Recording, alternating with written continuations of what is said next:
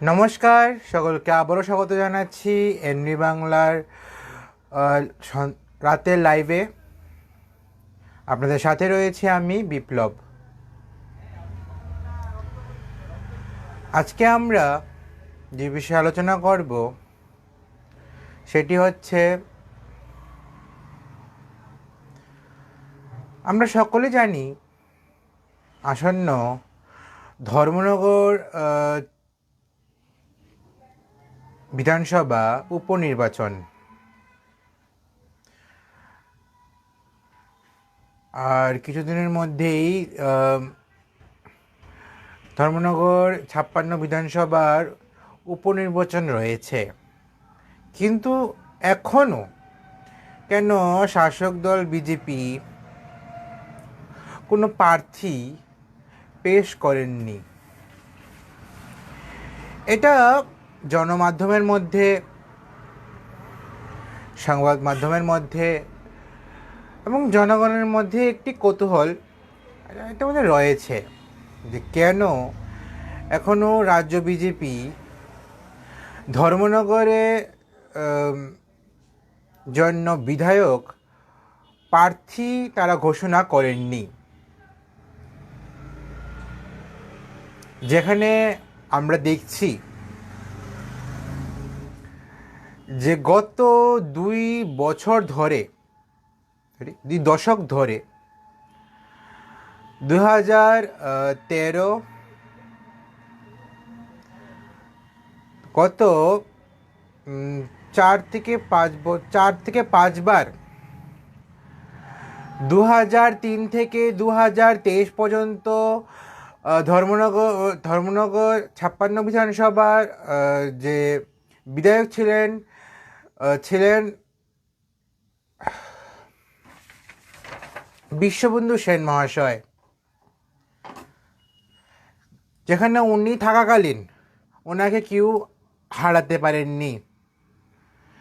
এছাড়া এর আগে প্রায় 1993 থেকে 1998 2বার জিতেছেন অমিতাভ দত্ত মহাশয়, যিনি ছিলেন সিপিএম প্রার্থী। বিশ্ববন্ধু সেন 2003 থেকে 2023 পর্যন্ত জিতেছেন। এর মধ্যে উনি 2বার ছিলেন ভারতীয় কংগ্রেসের প্রার্থী,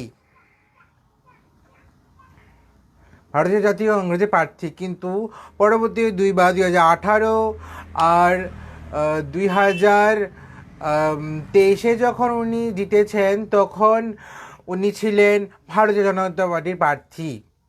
কিন্তু আজ অনেক সময় পর, বিশ্ববন্ধু সেনের প্রয়াণের পর, ধর্মনগর 56 বিধানসভার যে উপনির্বাচন তা হতে চলেছে। উপনির্বাচনকে লক্ষ্য করে রাজ্যের 2 দল, সিপিআইএম অ্যান্ড আমরা বাঙালি, এই 2 দল প্রার্থী ঘোষণা করেছেন। সিপিআইএম দল, ওরা তাদের পুরনো প্রার্থী অমিতাভ দত্তকে তারা বিশ্বাস করেছেন এবং ওনার নাম 56 বিধানসভার জন্য পেশ করেছেন, কারণ ওনাদের মতামত যে উনি আগেও এই বিধানসভার জন্য কাজ করে গেছেন, এই বিধানসভাতে তিনি থেকেছেন, ওনাদের একটি অভিজ্ঞতা রয়েছে, তাই ওনাকে এবার আবারও চান্স দেওয়া হয়েছে। এছাড়া আমরা বাঙালিও তারা করেছে, কিন্তু সবচেয়ে বড় যে কোশ্চেনের প্রশ্ন রয়েছে, যেটা হচ্ছে যে রাজ্য প্রশাসন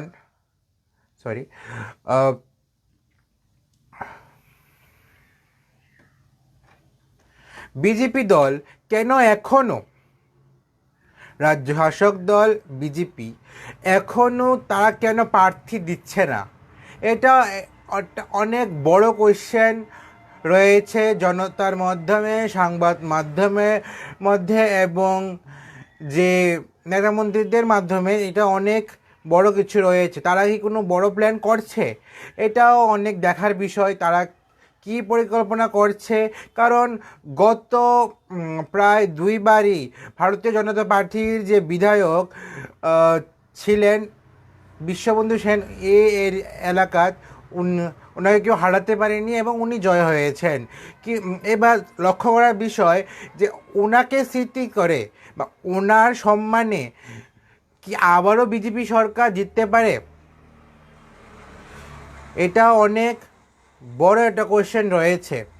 কারণ অমিতাভ দত্তর মতো একজন স্ট্রং কম্পিটিটর যখন মাঠে থাকেন, তাহলে বিজেপিকেও এমনই নাম ঘোষণা করতে হবে যদি তারা যদি বিশ্ববন্ধু সেনের মতন জায়গা নিতে পারে। এর মধ্যে আমাদের কাছে দুটি নাম এখন রয়েছে, হয়তো এগুলি হতে পারে, এগুলি আশঙ্কা রয়েছে। এই দুটি নাম বিজেপি সরকার ঘোষণা করতে পারেন। একজন রয়েছে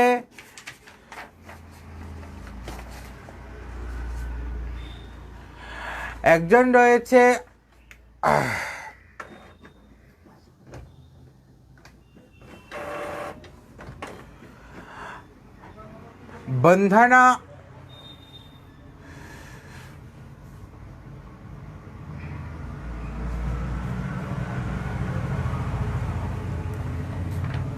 বন্দ্যোপাধ্যায় চৌধুরী, একজন রয়েছেন বন্দ্যোপাধ্যায় চৌধুরী, আর একজন রয়েছেন বর্ণালী গোস্বামী। যেখানে বর্ণালী গোস্বামী উপর লক্ষ্য করা হয়েছে, কারণ উনি আজ থেকে নয়, উনি প্রায় অনেক বছর, যখন অটল বিহারী বাজপেয়ী ভারতের প্রধানমন্ত্রী ছিলেন, ওই সময় থেকে উনি বিজেপির সঙ্গে যুক্ত আছেন। এবং এবার দেখা যাচ্ছে যে ওনার মানে বিশ্ববন্ধু সেনের বিপরীতে ওনাকে এবার দিতে পারে, কারণ উনি অনেক অভিজ্ঞ একজন প্রার্থী এবং পার্টির জন্য অনেক আগে থেকে কাজ করে যাচ্ছেন। হয়তো এবার বন্দনা চৌধুরীকে এবার জিনিসটা এবার বিধায়কের সিট দেওয়া হতে পারে রাজ্য সরকারের তরফ থেকে,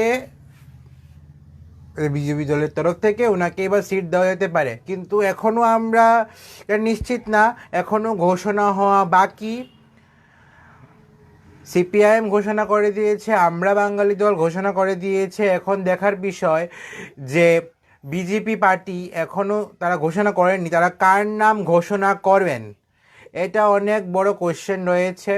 কারণ আমরা আরেকটা বিষয় জানি যে এডিসি ইলেকশনের ঘোষণা হয়ে গেছে এবং সম্ভবত এর সঙ্গে সঙ্গেই যে 56 বিধানসভা, ধর্মনগর বিধানসভা যে ইলেকশনটা, এটাও হবে, এর আগেই হওয়ার সম্ভাবনা রয়েছে। তো এখন দেখার বিষয় যে পার্টি এবার কাকে বিশ্বাস করবে এবং কাকে এই বিধানসভার বিধায়ক হিসাবে ওনারা নমোনীত করবেন। তো এটাই সবচেয়ে বড় এখন দেখার বিষয় যে 2003 থেকে যে বিশ্ববন্ধু সেনকে কেউ হারাতে পারেনি, কিন্তু উনি প্রয়াণ হওয়ার পর আবার নতুন করে নির্বাচন হচ্ছে এবং এই নির্বাচনের মধ্যে কি আমরা ওনার যে প্রয়াণের ফলে যে মানুষের মধ্যে যে দুঃখটা রয়েছে, ওনার প্রতি যে শ্রদ্ধাটা রয়েছে, এটার উপযোগী কি বিজেপি সরকার হতে পারে? এটা কিন্তু একটি বড় কোশ্চেন রয়েছে। যে কারণ আমরা সকলেই দেখেছি কোনো সময় যদি এমন হয় যে কেউ সিটটা ছেড়ে চলে যাচ্ছে বা তারা প্রত্যাহার করছে বা মারা যাচ্ছে, তাহলে তার ইমোশনটা ওই সময় কাজ করে। তো বিশ্ববন্ধু সেনের ইমোশনটা কি ওই সময় কাজ করবে বিজেপির জন্য? এটাও অনেক বড় কোশ্চেন রয়েছে।